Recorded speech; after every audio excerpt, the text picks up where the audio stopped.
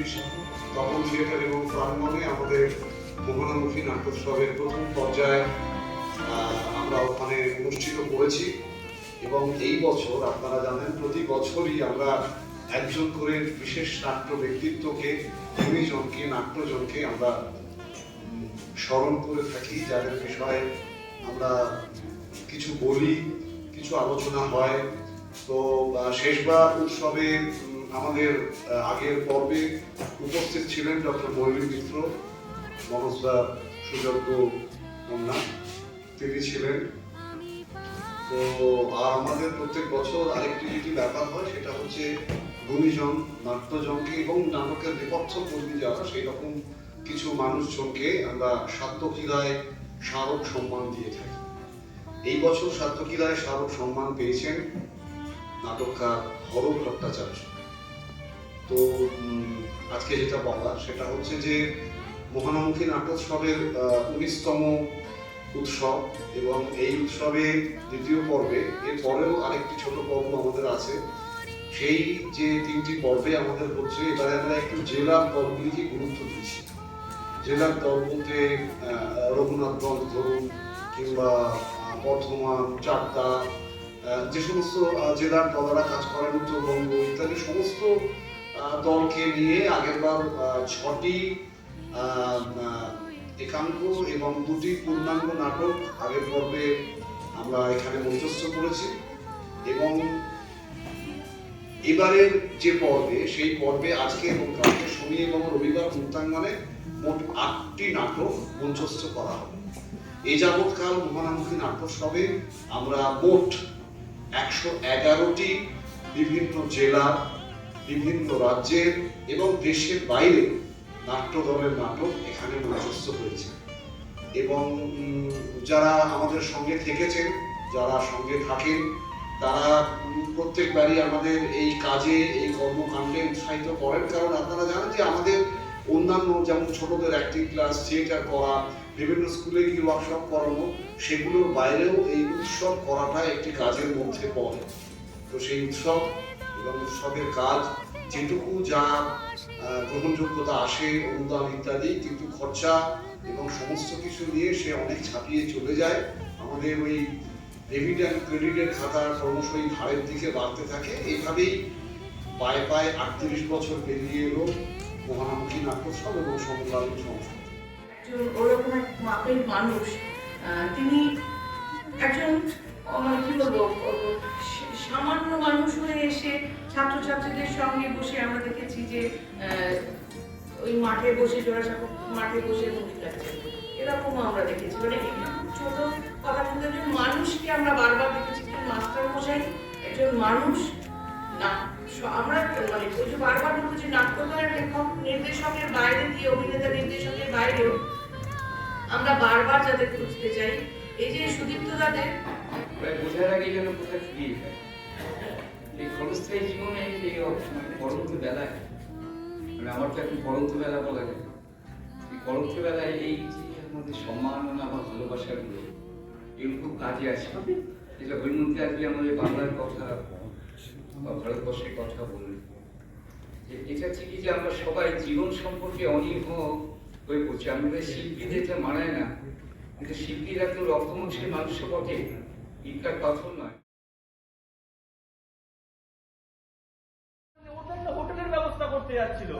হোটেলে থাকতে যাবে কেন? আসলে ওর আত্মীয় স্বজন বলতেও তো তেমন কেউ নেই। ধরো কোথায় থাকো তোমরা? ওরা থাকে একদম ওই শহরের শেষ প্রান্তে। মানে ওদের এলাকাটা এখন ভীষণ ডিস্টার্ব। তাই হয়েছে মা তোমাদের এলাকায়? ওদের এলাকায় ভীষণ গন্ডগোল। কিসের গন্ডগোল? গন্ডগোল মানে দাঙ্গা।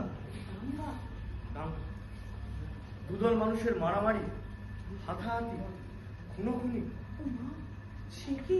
তা তোমার বাবা তোমাকে এই অবস্থায় ফেলে রেখে দিল্লি চলে গেলে? আরে হ্যাঁ, উপায় তো কিছু ছিল না। একটা সর্বভারতীয় এই তুই শোন এদিকে একবার। কি হয়েছে? তুই শোন একটা কথা। আরে বাবা বলো না, কি হয়েছে বলো। এই ও কথা বলতে জানে না? কথা বলতে জানবে না কেন? কোনো কথাই বলছে না। এই হাসি হাসি, তুই কথা বল, নাহলে বড় বাবা যে তুই বলে বোবা। আরে বাঁচতে হবে আপনারে, বাঁচতে হবে আমারেও। আরে আপনি যা আমিও তাই। নাই না, এই জমি, এই জায়গা, ঘর বাড়ি, আমরা সব সারা ভিখারি। আমরা সব আল্লাহর ছাদের তলায় একই পরিবারে ভিন্ন ভিন্ন জাতের ভিখারি। কেন যে আল্লাহ আলাদা আলাদা জাতের সৃষ্টি করেছেন? মাতা মায়ের দিন বড় দিন জগতে করবি প্রসাদ মুখ ঘুরাইয়া খায় দেখো মায়েরা ওরা কর্মরে দাও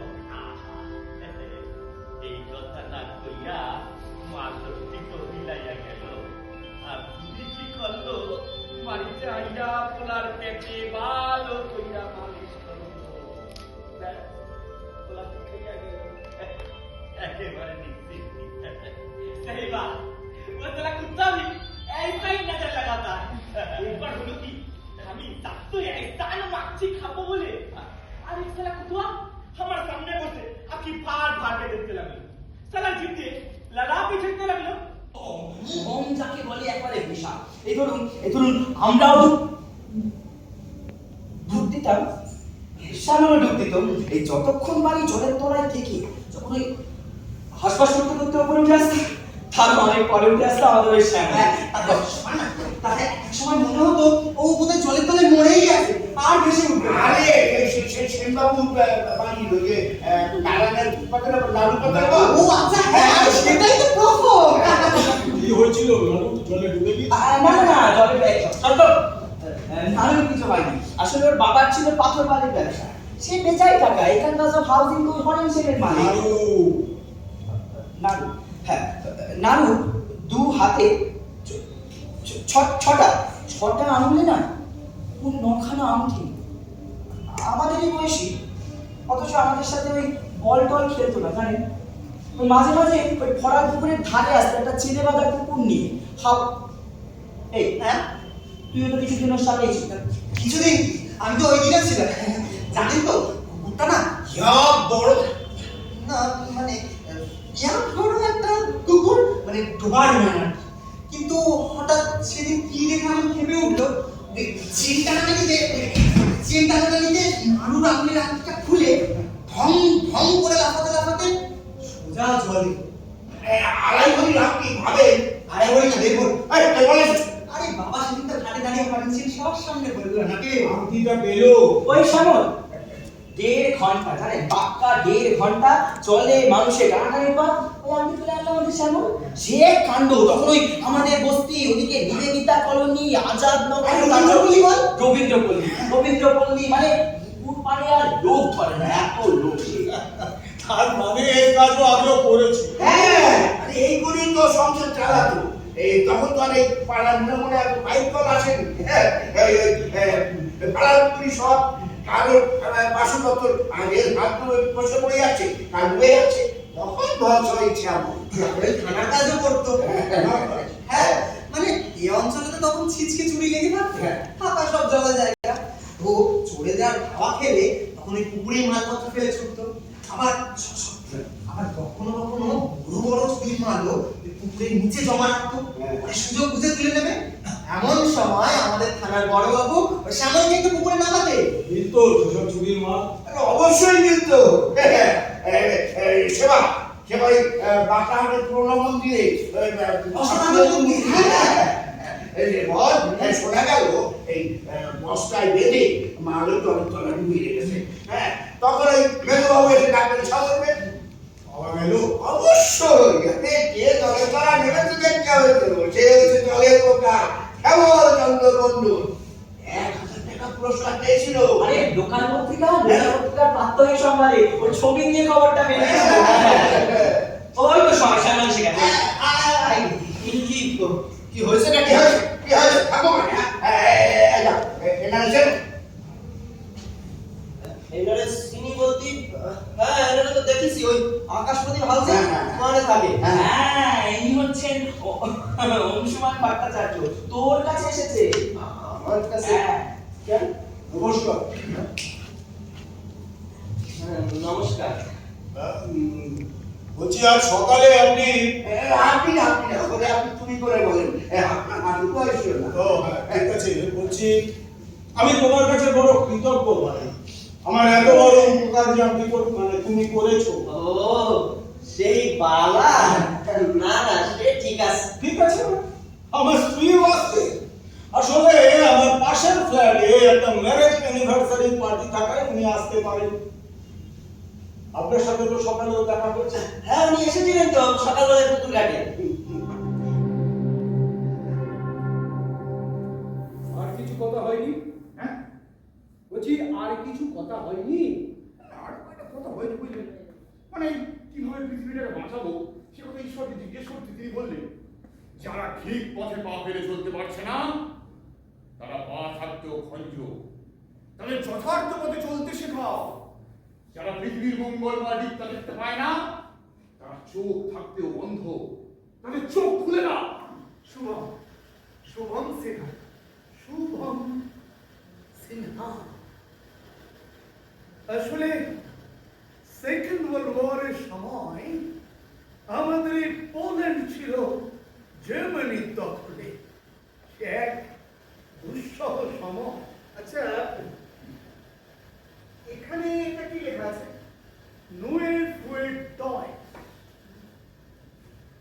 অর্থাৎ only for German.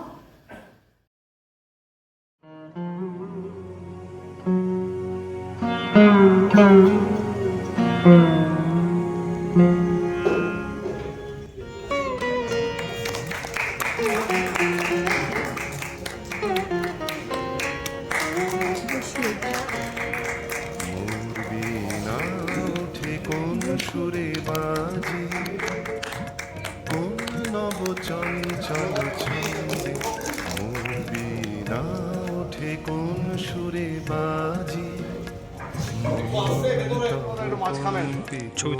আজি মিছিলের হৃদয় স্পন্দে, মোর বীণা ওঠে কোন সুরে বাজি, কোন নব চঞ্চল ছন্দে, একটু সারবটা ধরবে ওঠে কোন সুরে বাজি।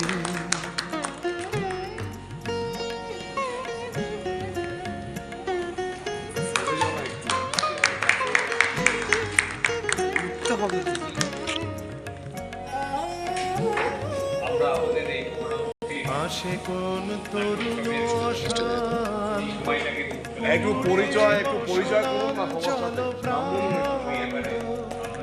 আলোকের নৃত্যে বনান্ত, মুখরিত অধীর আনন্দে, মোর বীণায় ওঠে কোন সুরে বাজি, কোন নব চঞ্চল ছন্দে, মোর বীণায় ওঠে কোন সুরে বাজি।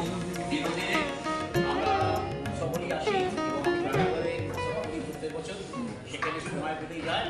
আমাদের এই ধরনের একটা সম্পর্ক এই বছর আবার হবে, আর দলটির বয়স 59 বছর।